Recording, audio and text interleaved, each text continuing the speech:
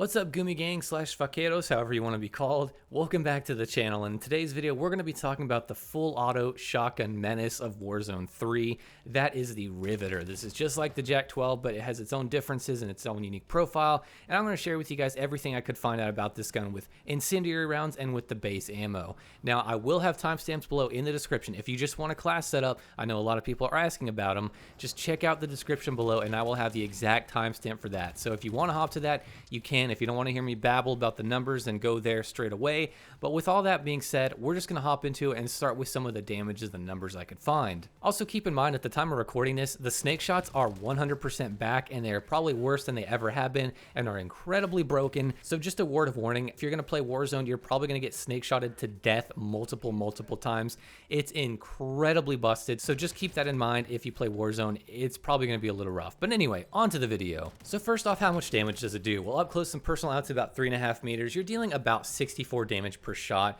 Out to about 6.5, you're dealing 56, and then out to about the 15-meter mark, that's kind of where I stopped with this gun, it's dealing about 48. Now, the reason I stopped is because these numbers are pretty bad. It takes 5 shots to kill with this thing up close and personal, and with a gun that only has 15 rounds by default or 15 shells, this is not good. This is one of the weaker full auto shotguns I've seen in a while. The base gun just doesn't do it for me. This thing I would really avoid using if you're just going to use the base ammo. It's not really worth it. It's just going to take too many shots to kill. And if we're talking the time to kill, well, 5 shots is going to net you about 600 milliseconds. Not awful, but considering the range is only out to 3.5 meters, that is what's awful. And then let's say you're out at like 10 meters or something. It's going to take you about 7 shots at least, and that is about 900 milliseconds. So as you can see, it's just really bad. Maybe if that first range extended out to 20 meters or something, but the fact that it deals that much damage and it takes that long to kill at like 10 meters, really sad, really bad. I don't recommend using this thing. It's easy to use, but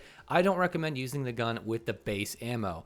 However, things change quite a bit when you use incendiary rounds because all of a sudden you get more damage per pellet and you also get some burn damage, which is always nice. So with incendiary, the damage and the ranges change a little bit, and as you can see with the ranges here and the shots to kill, this is much better because we can actually 3-shot kill point blank, and that is actually really good. This thing is actually kind of a beast. And then out to about 5.2 meters, it's still going to be only a 4-shot, then it drops to a 5, and then just about a 6. And keep in mind, this is best case scenario. You might miss a few pellets. You only have 4 pellets with this gun, which is also another important note. So it's really nice to have a very tight spread with this thing in particular because you only have 4 pellets. But essentially, with the rate of fire it has 400 rounds per minute, the time to kill you're looking at for 3 shots is 300 milliseconds.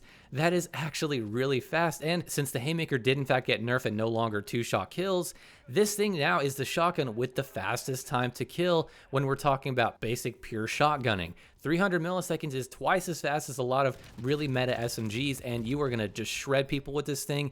Even when you take 4 shots, it's only going to be 450. If you take 5, it's 600 milliseconds. Of course, after that, it starts to get a little bit more difficult to use, but really, it's not that bad, and you have such an ease of use with this thing that it really makes up for how weak this thing can be at range. But in all honesty, this thing is really strong. Incendiary, in my opinion, is absolutely the way to go when you rock this thing. It's just better in so many ways, and even though it's taking up an attachment slot, it is just so much better than the base ammo. Now, there is also 410 ball, which is really fun. If you guys have never used it, it does extend your range pretty much to infinity. Like, you can hit people from miles away and just get a hit marker. It's kind of funny. Not super practical, I guess, in a lot of ways, but it is actually really cool. And this is the closest thing we'll get to being a marksman rifle without actually having slugs. But the basic idea with the 410 ball is that they increase your pellet damage, but you're only capped at doing 2 pellets worth of damage. So overall, your damage is usually worse or about the same as the base ammo. So I don't really recommend it. The one thing I will say about 410 ball is it's fun. You get all that range where it's just basically you can tap people from another rooftop and actually hit marker them, which is kind of hilarious with a shotgun because it starts to feel more like slugs rather than just a shotgun with spread. So it is pretty cool, but honestly, I would just say incendiary is honestly the way to go. So now it's time for some class setups, and this one is going to be your basic one, more for solos and duos because we're not using a big mag. As you can see, we got some interesting things going on. I am using a long barrel because you get 34% more range. Really hard to beat that with a shotgun like this. It always helps, and you don't get much movement penalty at all. We're using the Bryson choke, and the reason for that is because, as you'll see, I am rocking a sight, and this sight actually helps improve your spread as well when it comes to your hip fire and your min-max and all that.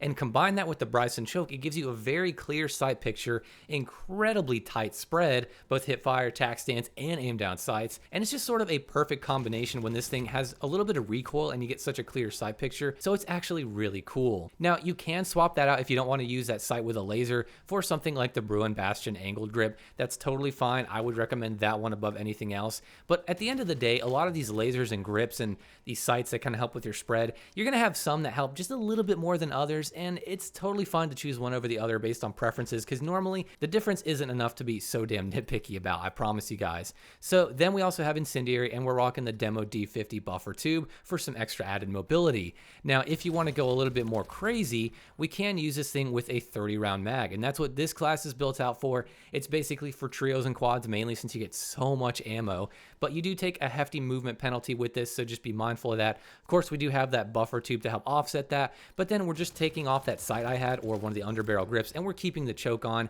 I think that's sort of the most middle ground and best attachment in general for this gun in particular when it comes to spread, simply because you have the versatility of aiming down sights and having a super tight spread. You have a better hip fire spread and a better tac stance spread. It does a lot of nice things for this gun that I think are pretty beneficial overall. But of course, you can swap that Bryson choke out for a laser or something if you want better sprint of fire and better tac stance spread in particular. It's up to you, but this is sort of what I've been going for and had some pretty good results. Overall, for my thoughts on the Riveter, I actually enjoy this gun quite a bit. I'm not a huge guy into like full auto shotguns and semi-auto shotguns generally. I don't normally like them as much as pump action, but this one actually has been a lot of fun. It has just the right amount of strength, but it's not also super crazy overbearing, but it is really, really strong. I don't really necessarily think it's overpowered at this point, but maybe when I die to it more, I'll change my mind, but I do think it is incredibly strong. Now, I'm not going to say which shotgun is the best out of the three that I've reviewed so far, simply because I'm going to save that for a different video, but this one is definitely one that shines. And since the Haymaker did get nerfed and it no longer 2 shots,